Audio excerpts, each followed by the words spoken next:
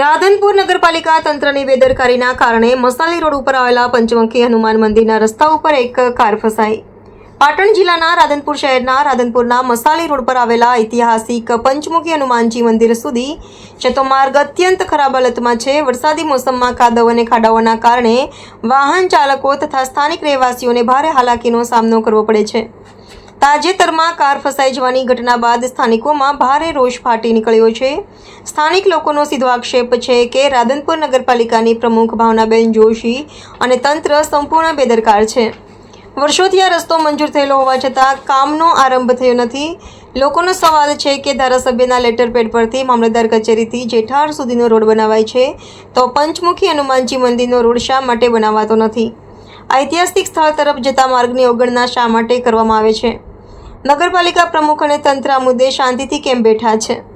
રહેવાસીઓનું કહેવું છે કે નગરપાલિકા તંત્રનું કામ ફક્ત કાગળ પર છે, પરંતુ જમીન પર એક પણ વિકાસ કામ દેખાતું નથી. લોકો હવે માંગ કરી રહ્યા છે કે તાત્કાલિક રોડ પાક્કો બનાવવામાં આવે, નહીં તો નગરપાલિકા સામે ઉગ્ર આંદોલન કરવામાં આવશે. રિપોર્ટર નાથાલાલ ઠાકોર, રાધનપુર.